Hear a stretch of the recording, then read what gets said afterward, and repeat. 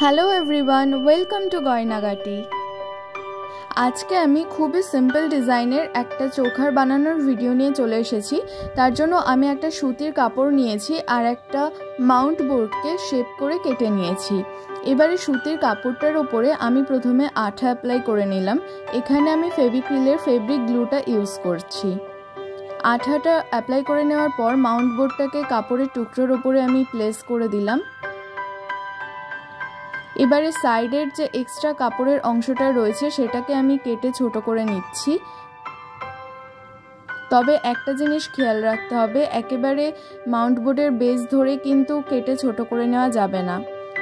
যে এক্সট্রা অংশটা রয়েছে সেটাতে আমি ছোট ছোট করে কাটস করে নিচ্ছি। আপনারা চাইলে এই কাটসটা নাও করতে পারেন, কিন্তু আমি এরকম কাটস করে নিই, এতে আমার কাজ করতে অনেক সুবিধা হয়। আমি আবারও আঠা নিয়ে এলাম। এবারে কেটে নেওয়া অংশগুলোতে আমি আঠা অ্যাপ্লাই করছি এবং এইভাবে এগুলোকে ফোল্ড করে নিচ্ছি।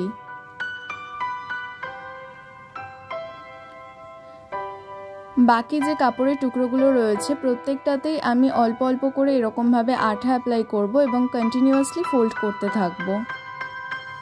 বাই দ্য ওয়ে, এই জুয়েলারিগুলো কিন্তু আমি সেলও করি। আপনারা কেউ যদি আমার কাছ থেকে জুয়েলারি কিনতে ইন্টারেস্টেড হন তাহলে ডেসক্রিপশন বক্সে আমি আমার ফেসবুক এবং ইনস্টাগ্রামের লিংক দিয়ে দিচ্ছি। আপনারা সেখানে মেসেজ করে আমার সাথে সরাসরি যোগাযোগ করে নিতে পারেন। এছাড়াও যদি অন্য কোনো কোয়ারিজ থাকে তাহলে আমাকে কমেন্টে অবশ্যই জানাতে পারেন, না হলে ওখানেও আমাকে মেসেজ করে আমার সাথে কথা বলে নিতে পারেন।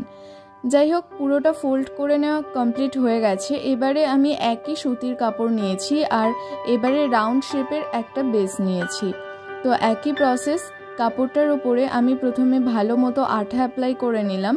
এবারে রাউন্ড যে বেসটা রয়েছে সেটাকে আমি কাপড়ের সাথে অ্যাটাচ করে নিলাম। এখন আবারও আগের মতো অতিরিক্ত অংশটাকে কেটে আমি বাদ দিয়ে নিচ্ছি।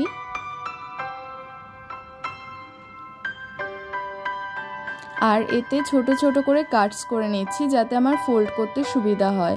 এটা যেহেতু রাউন্ড শেপের বেস আছে সেই জন্য আমি একটু বেশি কাটস করছি।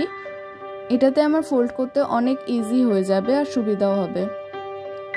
এবারে আমি এর ওপরে আঠা অ্যাপ্লাই করছি এবং এইভাবে ফোল্ড করে নিচ্ছি। পুরো বেসটাকেই আমি এইভাবে ফোল্ড করে নেব।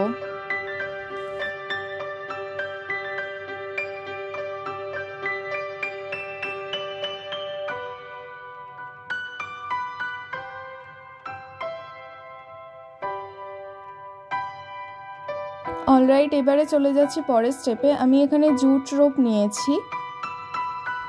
জুট রোপটাকে প্রথমে আমি ওপেন করলাম। আমি এখানেও ফেভিক্রিলের ফেব্রিক গ্লুটা ইউজ করব।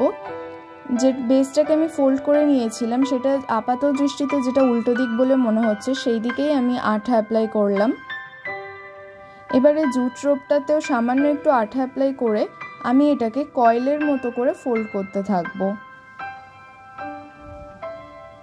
এটা একটু সাবধানে করতে হবে, আলতো হাতে। এখানে আমার ক্যামেরা ফোকাস নেয়নি, তবে আশা করছি প্রসেসিংটা বোঝা যাচ্ছে।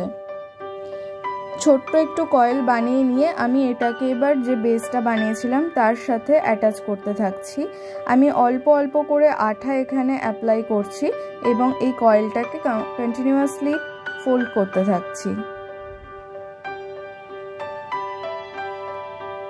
একটা ইম্পর্ট্যান্ট কথা এখানে বলে রাখি, এই ধরনের কাজের ক্ষেত্রে আপনাকে কিন্তু ধৈর্য ধরে ওয়েট করতে হবে যতক্ষণ না এই আঠাটা শুকিয়ে যাচ্ছে। আপাত দৃষ্টিতে মনে হতে পারে যে আঠাটা একদমই শুকোচ্ছে না বা জিনিসটা ছেড়ে আসছে, ঠিকঠাক অ্যাটাচড হচ্ছে না, বাট ট্রাস্ট মি, একবার যখন আঠাটা ভালোভাবে শুকিয়ে যাবে আপনার জিনিসটাও ভীষণ সুন্দরভাবে শক্তপোক্তভাবে রেডি হয়ে যাবে।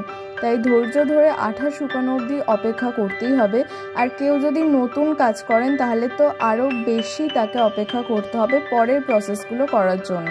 আমি যেহেতু অনেক দিন ধরে এই ধরনের কাজগুলো করছি তাই আমার একটা আইডিয়া আছে। আমি খুব বেশি ওয়েট করি না, কিন্তু আমি আবারও বলবো যারা প্রথম এই ধরনের কাজ করছেন তারা কিন্তু আঠাটা শুকিয়ে নিয়ে তারপরেই পরের স্টেপে যাবেন, নাহলে আপনার তৈরি করা জিনিসটা নষ্ট হয়ে যেতে পারে।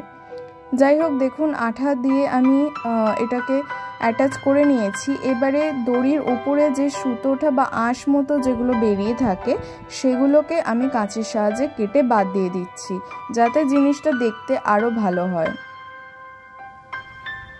সো ইটস ডান। এবারে আমি একটা ভাঙা কড়ি নিয়ে এসেছি। এখানেও আমি ফেব্রিক গ্লু ইউজ করছি। ব্যাক সাইডে আমি ভালো মতো আঠা অ্যাপ্লাই করে নিলাম। এবার এটাকে একদম মিডল পোর্শন বরাবর আমি প্লেস করে দিচ্ছি। এইটা শুকানোর জন্য আমি কিন্তু ওয়েট করব, আমি সাথে সাথে কাজ করব না। সো এটাকে আমি সাইডে রেখে দিয়ে পরের স্টেপে চলে আসলাম। এখানে আমি একটা ডলি সুতো নিয়ে নিয়েছি। কালার কম্বিনেশনটা অ্যাবসলিউটলি আপনাদের নিজেদের চয়েস। তো সুতোটাকে প্রথমে আমি আনফোল্ড করে দুটো প্রান্তকে আবার এক জায়গায় করে কন্টিনিউয়াসলি আবার ফোল্ড করতে থাকছি। এইভাবে আমি ততক্ষণ ফোল্ড করব যতক্ষণ না একটা টাসেলের মতো শেপ এখানটায় চলে আসে। তো আমি মোটামুটি 3 থেকে 4 বার ফোল্ড করার পর দেখুন একটা হাড়ের ব্যাক রোপ যতটুকু দরকার সেরকম একটা লেন্থ চলে এসছে। আমি এরপরে এটাকে আর ফোল্ড করব না। এবারে একদম প্রথমে যে বেসটা বানিয়েছিলাম সেই বেসটাকে নিয়ে আসলাম আঠা। আমি এখানে মিডল পোর্শন বরাবর আঠাটাকে অ্যাপ্লাই করে নিচ্ছি।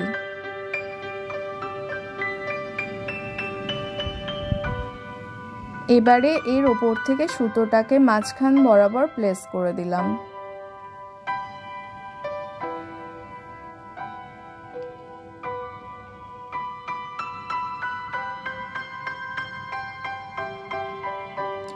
একদম একই মাপে আমি আর একটা কাপড় কেটে রেখেছিলাম আগে থেকেই, সেটাকে এবার এর ওপর থেকে বসিয়ে দেব। তার জন্য আমি আবারও আঠা অ্যাপ্লাই করছি। আঠাটাকে আঙুলের সাহায্যে আমি স্ট্রেট করে নিলাম। এবারে ওই সুতির কাপড়টাকে আমি এর ওপর থেকে বসিয়ে দিলাম।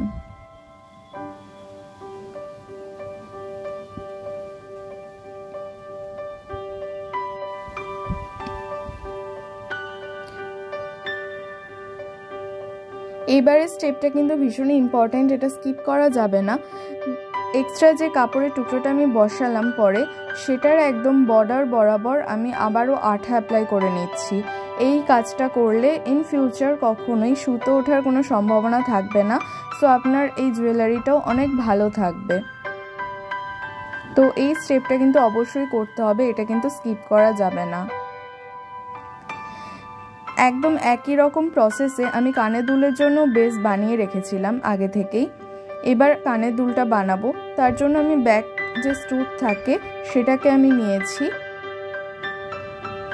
আর সুতির কাপড় একই নিয়ে নিয়েছি। এটাকে আর আমি আগে থেকে শেপ করে কেটে রাখিনি, এটা অন্য রকম প্রসেসে আপনাদেরকে দেখাচ্ছি। যে স্টুডটা নিয়েছিলাম সেটাকে কাপড়ের এফোর ওফোর করে নিয়ে এই জায়গাটায় একটুখানি আঠা আমি অ্যাপ্লাই করে নিলাম।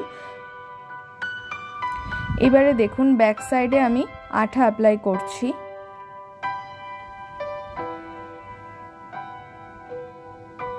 আঠাটাকে আঙুলের সাহায্যে স্ট্রেট করে নিতে হবে।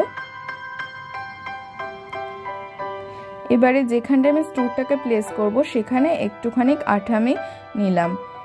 এবার এটাকে খুব ভালোভাবে আমি ব্যাক সাইডের সাথে অ্যাটাচ করে নিলাম।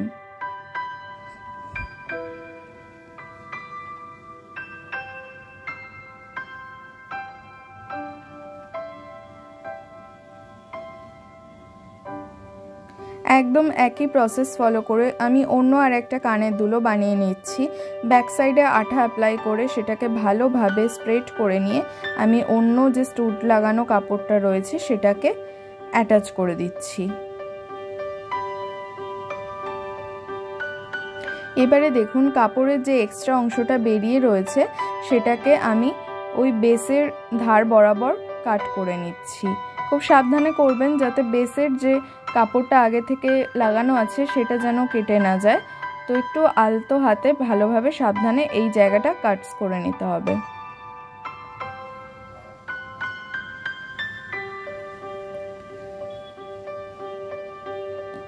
এবারও একই প্রসেস আমি ফলো করছি। একদম বর্ডার বরাবর আমি আঠা অ্যাপ্লাই করে নিচ্ছি, যাতে ইন ফিউচার কোনোভাবেই কাপড়টা উঠে না যায়, বা সুতির কাপড় যেহেতু তাই সুতো ওঠার কোনো সম্ভাবনা এরকমভাবে থাকবে না। আর আঙুলের সাহায্যে আঠাটাকে স্প্রেড করে দিচ্ছি।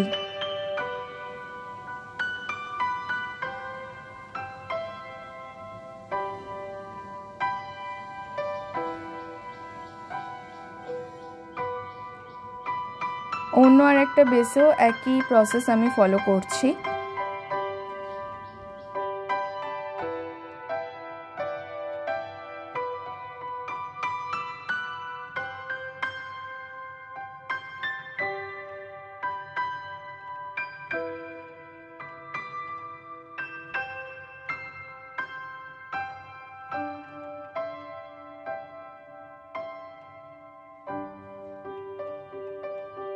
কানের দুলের স্টুডটা যাতে ভালোভাবে অ্যাটাচড হয়ে যায় তার জন্য আমি ওটাকে সাইড করে রাখলাম। এবারে আবারও হারটাকে নিয়ে চলে এসেছি। যে ব্যাক রোপটা আমি বানিয়েছিলাম তার একদম শেষ প্রান্ততে আমি এইভাবে সামান্য একটু আঠা অ্যাপ্লাই করে এটাকে এইভাবে পেঁচিয়ে নিচ্ছি। পেঁচিয়ে একটা সুচালো মতো একটা কোণ তৈরি করে নিচ্ছি এখানে।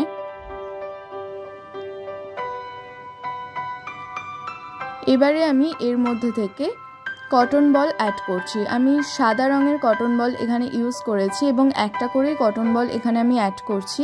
আপনারা চাইলে একাধিক কটন বল বা অন্য যে কোনো কালারের কটন বল এখানে অ্যাড করতে পারেন। কটন বল অ্যাড করে নেওয়ার পরে যে দুটো সুচালো অংশ আমি রেডি করেছিলাম সেটাকে আমি কেটে বাদ দিয়ে দিচ্ছি।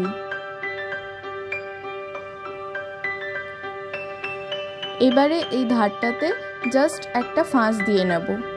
বাই দ্য ওয়ে, আজকের এই জুয়েলারি বানানোর প্রসেসটা আপনাদের কেমন লাগছে আমাকে কিন্তু কমেন্ট করে অবশ্যই জানাবেন। ভালো লেগে থাকলে একটা লাইক করে দেবেন এবং আমার চ্যানেলে আজকে প্রথম এসে থাকলে সাবস্ক্রাইব করে আমার পাশে থাকার অনুরোধ রইল।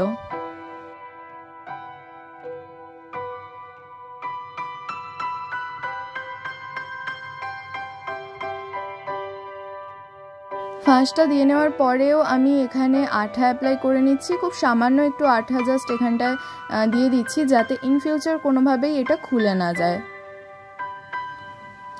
এবারে যে বেসটা আমি রেডি করে রেখেছিলাম জুট রোপ আর কড়ি দিয়ে সেটাকে নিয়ে এসেছি। এটা ওয়েট করেছিলাম আঠা লাগিয়ে, যথেষ্ট ভালোভাবে এখন শুকিয়ে গেছে। তো এবারে আমি এটাকে এর সাথে প্লেস করে দেব। তো আমি দেখছিলাম যে এটা মিডল পোর্শন বরাবর বসালে কেমন লাগে আর একটু নিচের দিকে করে বসালে কেমন লাগে। তো আমার মনে হয়েছে একটু নিচের দিকে বসালেই দেখতে বেশি ভালো লাগছে। সো আমি হাফ পোর্শনে আঠা অ্যাপ্লাই করে নিয়েছি এবং একটু নিচের দিকটায় এটাকে প্লেস করে দিলাম। That's it. এবারে চলে এসেছি কানের দুল নিয়ে। কানের দুলের জন্য আমি দুটো ভাঙা কড়ি নিয়ে এসেছি। একদম একই রকমেরই প্রসেস। কড়ির ব্যাক সাইডে আমি আঠা অ্যাপ্লাই করছি। এবারে এটাকে কানের দুলের যে বেসটা রয়েছে তার নিচের দিকটাতে বসিয়ে দিলাম। That's it. ভীষণই সিম্পল এই প্রসেসটা, কিন্তু আপনাকে একটা কথা আবারও বলছি, মাথায় রাখতে হবে, যতক্ষণ পর্যন্ত না আঠাটা শুকিয়ে যাচ্ছে ততক্ষণ কিন্তু এই জুয়েলারিগুলো রেডি হয় না। সো ফাইনালি আমার আজকের এই জুয়েলারিটা রেডি হয়ে গেছে ইউজ করার জন্য। আমি ওভারনাইট রেখে দিয়েছিলাম যাতে আঠাটা শুকিয়ে যায়। Alright, stay safe, be creative, tata.